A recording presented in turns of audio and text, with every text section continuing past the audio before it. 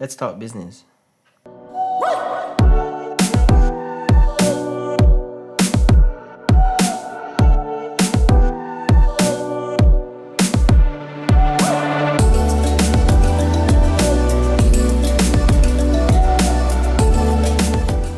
Hey guys, welcome back to my YouTube channel. My name is Dean, and today we'll be talking about 6 tips on starting a business.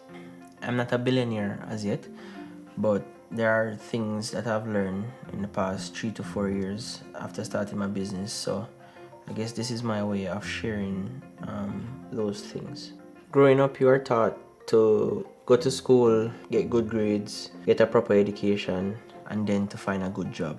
For me, I think that's the wrong thinking. I think what they should have been teaching us is to go to school, get a good education, and find what you love. And that is our first tip, finding what you love. Finding what you love requires you researching, exploring, and finding what appeals to you. For me, it was easy because growing up, I realized early that I was able to draw. I like creating things. So for me, I realized that I was somewhat of a creative, and then later on in life, I realized that I love technology. So for me, photography, videography, and all of the services that I provide is basically an extension of that. Being a creative and loving technology, it basically comes together to form what I now call my business. Someone once told me that what you should do is find what you love and make it your business, and then whatever else that you like, you invest in that. And I think that is a good way to start.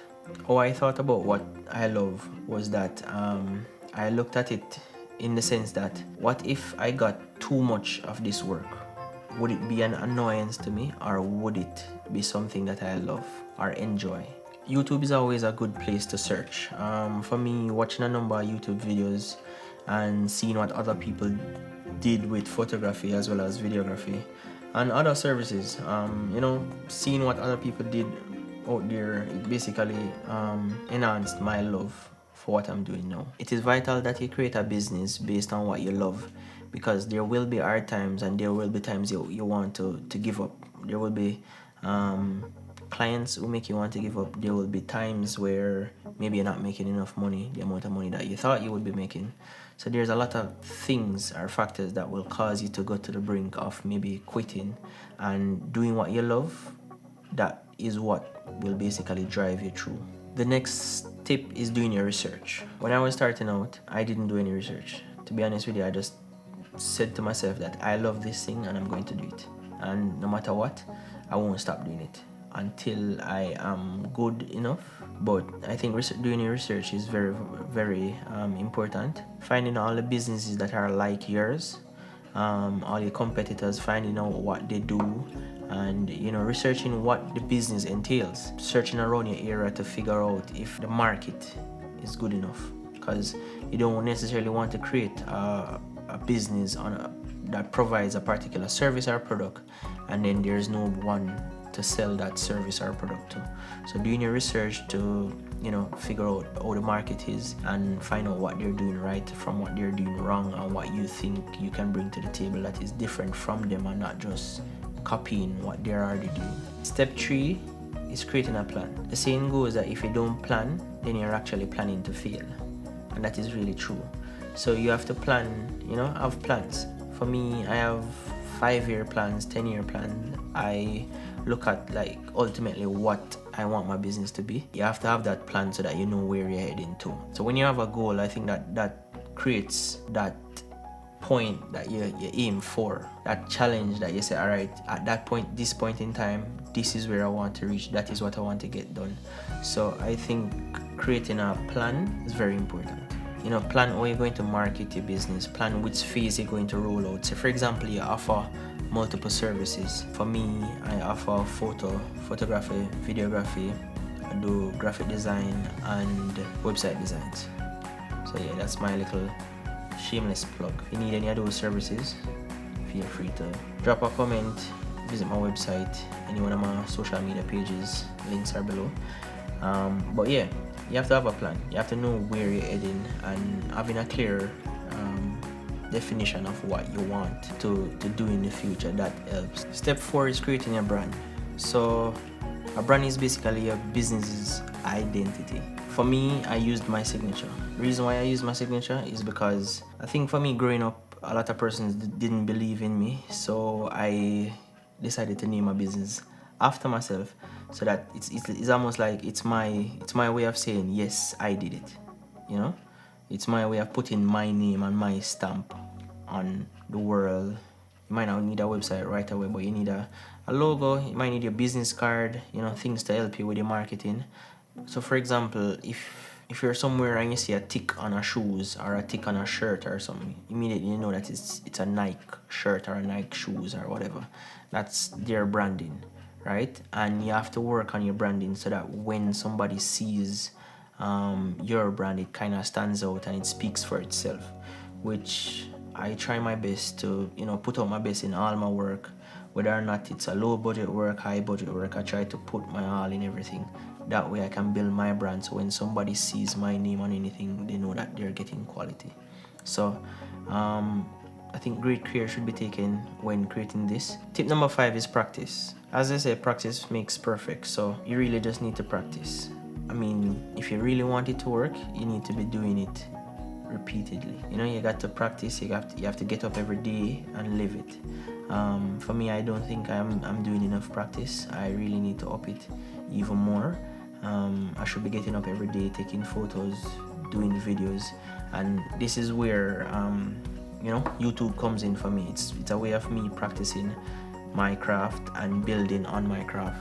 So me doing this talking head thing, it allows me to find certain mistakes and to be able to, you know, fix them before I go to a client and provide my services.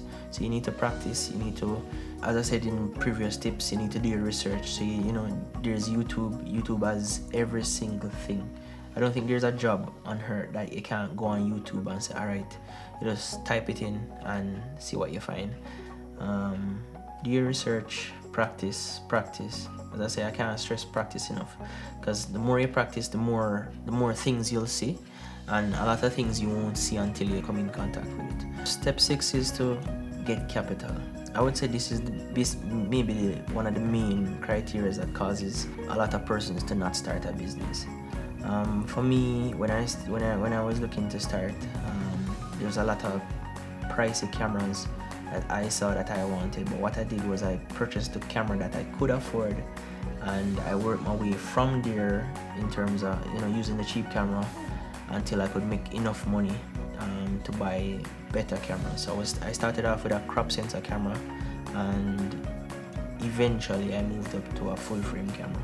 So, you know, start where you can. For me, when they said that you're supposed to go to school, get a good education, and then find a proper job, for me that is where this comes in. So when you get that education and you get that proper job and you get that money, then I think that is the money that you in turn use, you know, to finance your dream. I'm not saying that there's an issue with, you know, going to school and getting education and then turning out to work for somebody.